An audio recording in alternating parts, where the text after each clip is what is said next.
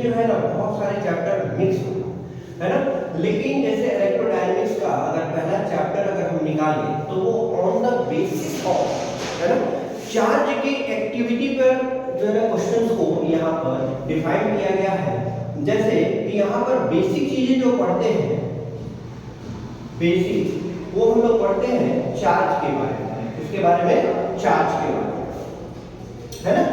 तो यहाँ पर जो है कुछ चार्ज की प्रॉपर्टीज को देखेंगे कि चार्ज की प्रॉपर्टीज क्या होती है, एंड देन उसके बाद जो है ना इस चैप्टर के अंदर जो है ना हम लोग पूरे जो है ना जैसे कि स्टैटिक्स, है ना, करेंट, है ना, उसके बाद जो है ना मैग्नेटिज्म, उसके बाद जो है ना आपको आ जाएगा EMI, एंड उसके बाद आएगा EMW। ये सभी जो है ना फेनोमेना, ये जितनी भी फेनोमेना हो रही है यहाँ पर, ये सारे फेनोमेना ड्यू टू चार्ज के कारण होता है। किसके कारण से? ड्यू टू चार्ज के कारण से। अब ये चार्ज का ऐसा कौन सा प्रॉपर्टी जो है ना चेंज करता है, तो जिसके कारण से कभी स्टैटिक, कभी जो है ना ये करंट में, कभी ये मैग्नेटिक प्रॉपर्टी को शो करने लगता है, कभी जो है ना ये EMI की तरह बिहेव करने लगता है, इलेक्ट्रोमैग्नेटिक इंडक्शन, कभी जो है ना ये इलेक्ट्रोमैग्नेटिक वेव के रूप में जो है ना बिहेव करने लगता है। तो इन सभी चीजों के बारे में सभी एक अलग अलग पार्ट है ना। इलेक्ट्रोस्टैटिक्स जो पढ़ेंगे तो इलेक्ट्रोस्टैटिक्स में 1 और 2 जो है ना दो जगहों पे जो है डिफाइन किया गया है ना। इसके अंदर जो है ना हम लोग कैपेसिटर वगैरह पढ़ते हैं, है ना, 2 के अंदर में। तो सबसे पहली बात कि हम लोग देखते हैं चार्ज के बारे में। तो आप लोग जैसे हम ये चीजों को डिफाइन कर देते हैं, चार्ज की एक ऐसी प्रॉपर्टी है, जैसे कि आप एक चीज फील करेंगे कि जब किसी मास को लेकर आप दौड़ना स्टार्ट करते हैं, जब किसी मास को लेकर आप दौड़ना स्टार्ट करते हैं, है ना, तो दौड़ने के दौरान जो है ना उसके मास में जो है चेंज आता है, ऑब्वियसली चेंज आता है, क्योंकि जो है ना अगर आप देखें तो आइंस्टीन की इक्वेशन के अनुसार से अगर मास की प्रॉपर्टी को अगर हम देखते हैं तो m इज इक्वल टू जो है ना m not upon root under 1 minus v square upon c square होता है। जहां पर ये m नॉट अगर आप देख रहे हैं तो ये m नॉट को हम लोग क्या बोलते हैं? रेस्ट मास बोलते हैं, है ना। लेकिन ये प्रॉपर्टी तभी चेंज होता है जब हमारी स्पीड काफी ज्यादा, ऐसा नहीं कि एक नॉर्मल इंसान जो है ना चल रहा है और हम कह दें क्या कि नहीं अब ये तो चल रहा है, अब इसका तो स्पीड इसका मास चेंज कर जाएगा, नहीं। यहाँ पर अगर आप रेशियो देखें तो यानी v इज इक्वल टू, अगर हम लोग देखें तो v जो है ना होता है वेलोसिटी ऑफ बॉडी हम लोग बोल सकते हैं, और यहाँ पर हम लोग इसको c को बोलते हैं क्या? या स्पीड ऑफ लाइट,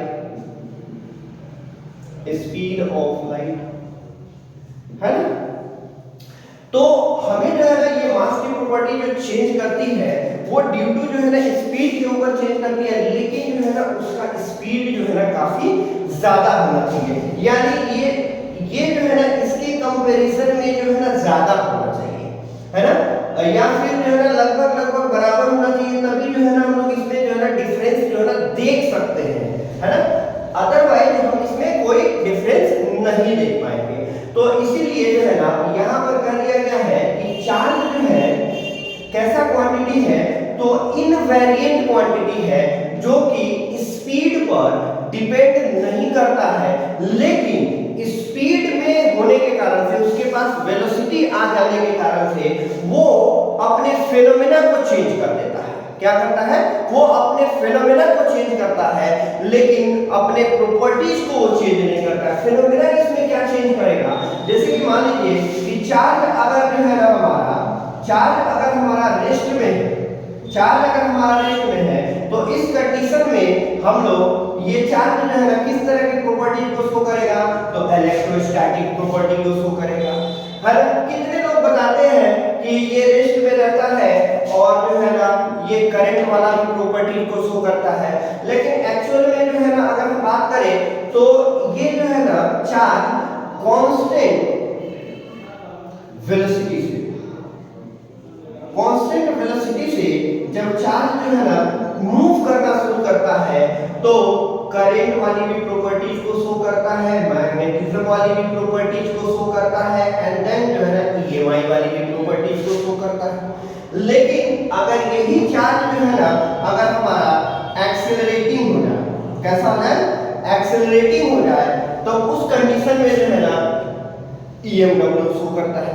यही कारण है कि एक बार जो है ना हमें याद है कि 2016 में जब रीनीट हुआ था, है ना, रीनीट हुआ था 16 में जो है ना नीट का जो है ना ये पेपर जो है ना मतलब आउट हुआ था, जिसके कारण से रीनीट कराने की जरूरत पड़ी थी। तो उस समय जो है ना क्वेश्चंस आया हुआ था कि वे चार्ज इज एन एक्सेलरेटिंग तो that they will B show, है ना, तब वो क्या शो कर सकता है ना। तो देखो, तो वो जो है ना सबसे पहली बात है कि वो जो है ना ईएमडब्ल्यू। अगर जो है ना फिर 2017 की बात करते हैं, 2017 की बात करते हैं तो उस समय भी जो है ना क्वेश्चन से आया था कि वे charge move with a constant velocity तो then which types of the following will be properties of charge, है ना, इसमें से कौन सी प्रॉपर्टी जो है चार्ज शो करेगा। तो उस समय देखो यहाँ पे कांस्टेंट वेलोसिटी की जब हम बात करते हैं तो कांस्टेंट वेलोसिटी में क्या है कि देखो कांस्टेंट वेलोसिटी अगर मान लो हम दो पार्टिकल की बात करते हैं, ये एक पार्टिकल है और ये एक पार्टिकल है, ये भी जो है ना कांस्टेंट वेलोसिटी से चल रहा है और ये भी जो है ना एक कांस्टेंट वेलोसिटी से चल रहा है, दोनों कांस्टेंट वेलोसिटी से चल रहा है, दोनों रिलेटिवली जो है ना आपस में किस तरह से है, रेस्ट में है। कैसा, रिलेटिवली रेस्ट में है। समझेंगे जरा सा इसको, ये दोनों अगर कांस्टेंट वेलोसिटी से चल रहा है तो ये दोनों जो है ना रिलेटिवली जो है ना एक दूसरे के रेस्ट में है, तो रेस्ट में भी है एंड साथ साथ अगर अलग अलग करके देखें तो ये मोशन में भी है। तो इसलिए चार्ज जब कांस्टेंट वेलोसिटी से चलता है तो इलेक्ट्रोस्टैटिक्स और प्लस मैग्नेटिक प्रॉपर्टी दोनों शो करता है और ईएमआई भी शो करता है। तो उस समय जो है ना ये तीनों ऑप्शंस में थे, है ना, एक था कि ओनली जो है ना इलेक्ट्रोस्टैटिक्स,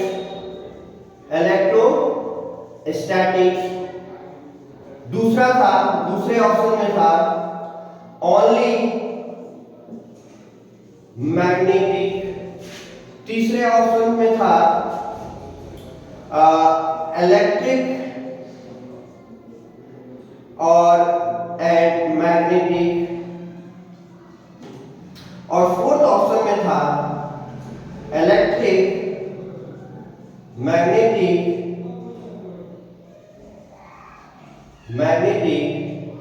एंड ईएमआई, है ना। तो ये ऑप्शंस नंबर 4 गए थे उस समय, है ना। अगर जो है ना इसमें जो है ना ये वाला ये ऑप्शंस नहीं रहते तो ये वाले जाते, है ना, क्लियर ना। तो इसी तरह से यहाँ पे देखो जब ये ओनली रेस्ट कंडीशन में रहे तो उस समय इलेक्ट्रोस्टैटिक्स, जब कांस्टेंट वेलोसिटी से चले तो आपको जो है ना इलेक्ट्रोस्टैटिक्स, मैग्नेटिक और ईएमआई दोनों, जब ये एक्सेलरेटिंग हो तो उस कंडीशन में ईएमडब्ल्यू शो करे। तो ये ऑलरेडी क्वेश्चंस आए हुए हैं नीट के 2016-17 में, आप लोग उसको चेकआउट कर सकते हैं, क्लियर ना। तो अब इसमें हम आगे बढ़ते हैं जरा सा, ये बातें हो गई। अब बात आती है करंट, यहाँ पर लिखिए करंट।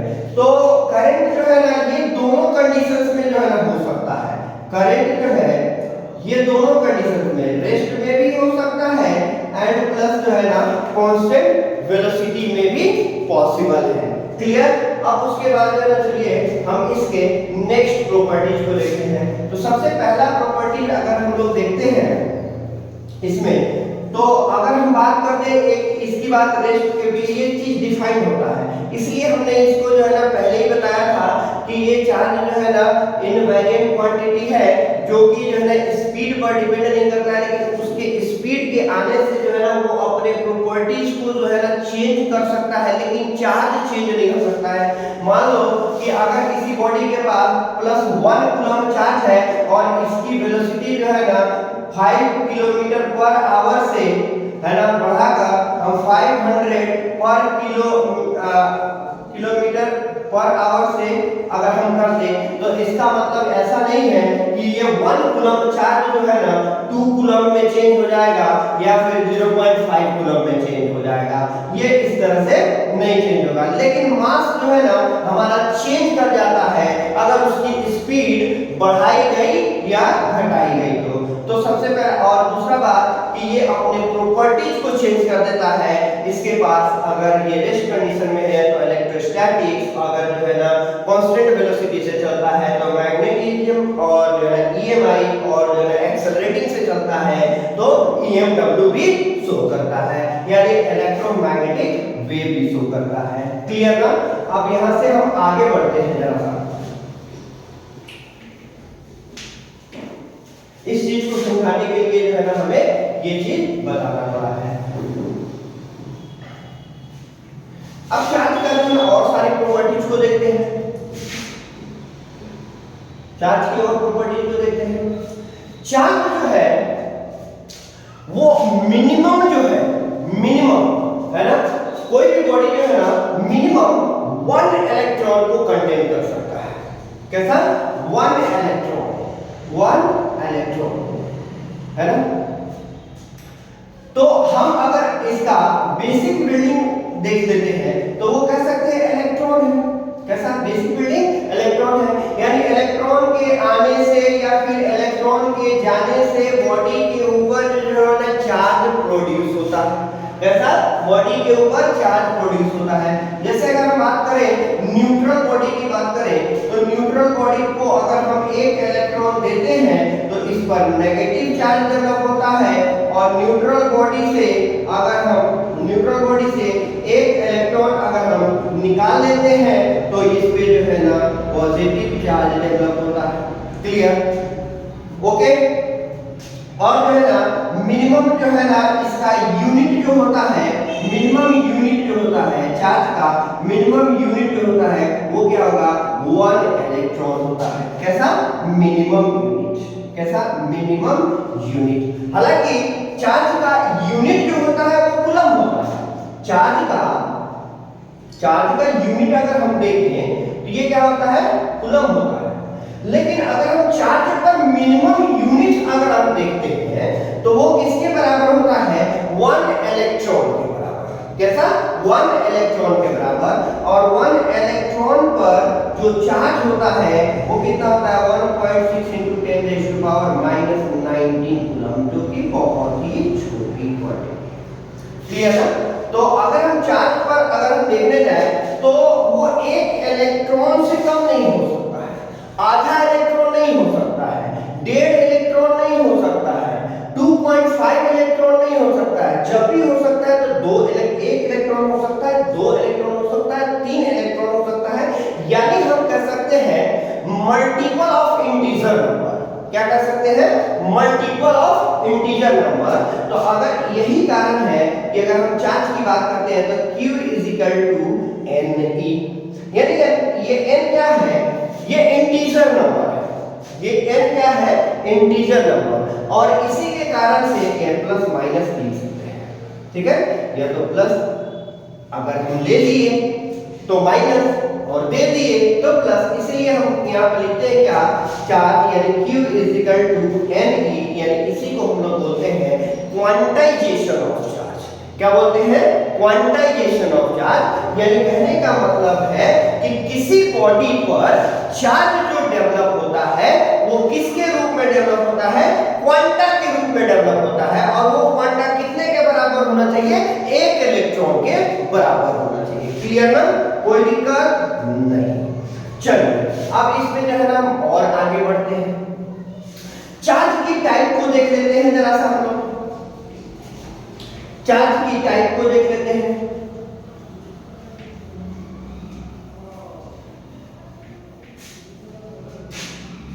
तो चार्ज की टाइप जो है ना यहाँ पर कितना?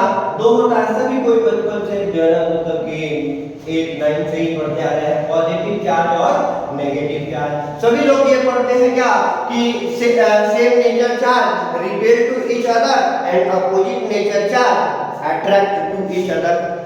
बट यहाँ पर एक चीज और समझना है कि समटाइम, और ये क्वेश्चंस आया हुआ है, ये क्वेश्चंस आया हुआ है, और वो क्वेश्चंस किस तरह से आया हुआ है कि same nature charge must be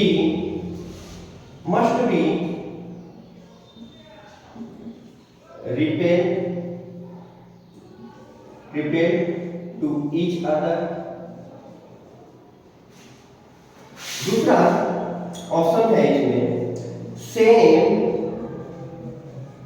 nature of charge may be repelled to each other। तीसरा ऑप्शन है same nature charge attract to each other।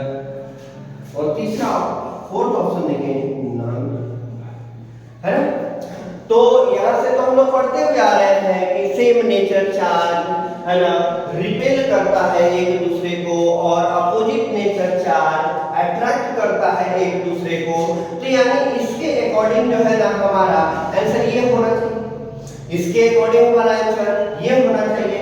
लेकिन ये आंसर नहीं होगा, बल्कि क्या होगा कि same nature charge may be repelled to each other, है ना, may be repelled to each other, कि यानी वो रिपेल भी कर सकता है एंड अट्रैक्ट भी कर सकता है। कैसे, इसके बारे में थोड़ा सा समझें। दूसरा, अगर आपको कह दे क्या कि two opposite nature charge, options में दे दे, यानी यहाँ पर two opposite nature charge must be repelled to each other, यहाँ पर भी दे दे क्या two different nature of charge may be repelled to each other या attract to each other। इस तरह का अगर बात करें हम, है ना, तो यहाँ पर देखिए, तो हम कह सकते हैं क्या कि पॉजिटिव ये दोनों एक दूसरे को रिपेल भी करता है और अट्रैक्ट भी करता है। क्या करता है, रिपेल भी करता है और अट्रैक्ट भी करता है। तो रिपेल किस कंडीशन में करेगा, यानी एक तो नॉर्मल कंडीशन है जो आप लोग जानते हैं कि ये रिपेल जो है ना अपोजिट नेचर होने के कारण से ये कर देता है। लेकिन सेम यहाँ पर देखिए ये अट्रैक्ट कैसे करेगा, अगर इन दोनों के बीच में अगर मैग्नीट्यूड का डिफरेंस बहुत ज्यादा है ना, अगर दो सेम नेचर चार्ज के बीच का मैग्नीट्यूड डिफरेंस वेरी हाई हो, तो then they will be attracted to each other. कैसा, if magnitude difference between both is very high. कैसा, बहुत ज्यादा इनके बीच में मैग्नीट्यूड का डिफरेंस। तो इस कंडीशन में ये क्या करेंगे, एक दूसरे को अट्रैक्ट भी करते हैं। इसीलिए हम कह सकते हैं कि इसमें ऑप्शन नंबर सेकंड जो है ना सही है, क्योंकि जो है ना ये जो है ना सिचुएशन क्या है, ऐसा आपको नहीं बोला है, क्वेश्चंस में ऐसा नहीं बोला है कि in the same magnitude of same nature charge में मस्ट बी, आपको बोला है कि if same nature charge will be, है ना, इतना क्वेश्चन में कहा, ओनली एंड ओनली। और ये एनसीईआरटी के क्वेश्चन है, आप एनसीईआरटी में इसको देख सकते हैं, ठीक है। तो यही कारण है। उसके बाद जो है अगर हम इसमें दूसरा अगर देखते हैं, तो जैसे कि आप जानते हैं कि एक प्रॉपर्टी आप पढ़े होंगे या नहीं पढ़े हैं तो जान लीजिए कि charge can never be exist without mass. Charge कभी बिना मास के एग्जिस्ट कर ही नहीं सकता है, but mass will be exist without charge, है ना। मास जो है विदाउट चार्ज के एग्जिस्ट कर सकता है, लेकिन चार्ज जो है विदाउट मास के एग्जिस्ट नहीं कर सकता है। ठीक है, तो इस प्रॉपर्टी के कारण से जब दो सेम नेचर चार्ज को हम एक दूसरे से दूर लेकर जाएंगे, इसको हम स्पष्ट करेंगे जब हम कूलम्ब्स लॉ पढ़ेंगे। तो कूलम्ब्स लॉ में देखेंगे क्या कि कूलम्ब्स लॉ कहता है क्या, यानी F directly proportional to product of charges and F universally proportional to the distance का स्क्वायर। ये कूलम्ब्स लॉ के अकॉर्डिंग है। तो यानी कहने का मतलब है ये डिस्टेंस को बढ़ाते जाएंगे, यानी हमारा फोर्स क्या होता जाएगा, घटता जाएगा। कौन सा फोर्स घटता जाएगा, इलेक्ट्रोस्टैटिक फोर्स घटता जाएगा। कैसा, इलेक्ट्रोस्टैटिक फोर्स घटता जाएगा। लेकिन अगर हम क्या वही बात करते हैं, इन दोनों के बीच में अगर दोनों चार्ज है, इसके बीच में अभी जो इलेक्ट्रोस्टैटिक फोर्स है वो उसके बाद थोड़ा सा दूर लेकर गए और थोड़ा घट गया, थोड़ा और दूर लेकर गए और थोड़ा घट गया, थोड़ा और दूर लेकर गए और घट गया। एक समय ऐसा आया कि इलेक्ट्रोस्टैटिक फोर्स नेग्लिजिबल हो जाता है। एंड बट उस कंडीशन में इन दोनों चार्ज के पास अपना अपना मास है, तो उस कंडीशन में इस पर कौन सा फोर्स अप्लाई होने लगेगा, ग्रेविटेशनल फोर्स, क्योंकि मास के लिए रिस्पांसिबल होता है ग्रेविटेशनल फोर्स, है ना। तो उस कंडीशन में ग्रेविटेशनल फोर्स इस पर एक्ट करने लगेगा, और हमें मालूम है gravitational force will be always attractive force. कैसा, gravitational force will be always attractive force, वो हमेशा अट्रैक्टिव होता है। तो उस कंडीशन में भी जो है ना ये एक दूसरे को अट्रैक्ट कर सकता है। दूसरा चीज क्या है कि अब हम इसमें देख लेते हैं जरा सा, ये अपोजिट नेचर के चार्ज, हमने बोला था क्या कि आप लोग पहले से भी पढ़ के आ रहे हैं कि ये जो है ना ऐसा होता है, अट्रैक्टिव इन नेचर का होता है, बट मस्ट बी अट्रैक्टिव, ये ऑप्शन गलत हो जाएगा। मस्ट बी अट्रैक्टिव, ये ऑप्शन गलत हो जाएगा। इसलिए हम यहां पर भी कह सकते हैं क्या, मे बी अट्रैक्टिव और रिपल्सिव, मे बी अट्रैक्टिव और रिपल्सिव। अब ये मे बी है ना, अब रिपल्सिव ये कब होगा, तो यानी अगर हम बात करते हैं ये दो एटम की बात करते हैं, इस एटम पर पॉजिटिव चार्ज है और इस पर जो है ना कैसा, नेगेटिव चार्ज है ना। इस पर पॉजिटिव चार्ज है और इस पर नेगेटिव चार्ज है, और जो है ना देखिए इसके पास अपना न्यूक्लियस और इसके पास अपना न्यूक्लियस, और जो है ना इनके बीच में जो है ना r डिस्टेंस है। तो अगर जो है ना हम इन दोनों को एक दूसरे के पास क्लोज लेकर आएंगे, तो यानी देखो r घटता जाएगा तो f बढ़ता जाएगा, यानी इलेक्ट्रोस्टैटिक फोर्स यहाँ पर बढ़ता जाएगा। लेकिन जैसे ही इन दोनों एटम को हम कितना क्लोज में लेकर आ जाए, इन दोनों के न्यूक्लियस को एक दूसरे के पास में लेकर आ जाए, इन दोनों के न्यूक्लियस को एक दूसरे के पास में लेकर आ जाए, क्योंकि चार्ज तो उसके सरफेस पर होता है, चार्ज तो उसके सरफेस पर होता है, लेकिन हम इसको एक दूसरे से क्लोज करते करते करते करते इतना नियर लेकर आए, near to the nuclear distance. उस कंडीशन में क्या होता है कि ये एक दूसरे को रिपेल करने लगते हैं। ये आगे चल के हम लोग मतलब कि पढ़ेंगे। तो यही कंडीशन है कि समटाइम्स जो है ना पॉजिटिव जो है ना एक दूसरे को अट्रैक्ट भी कर सकता है, और नेगेटिव जो है ना एक दूसरे को रिपेल भी करता है। ठीक है, अब इसमें जो है ना बहुत सारी चीजें हैं, आगे हम लोग देखेंगे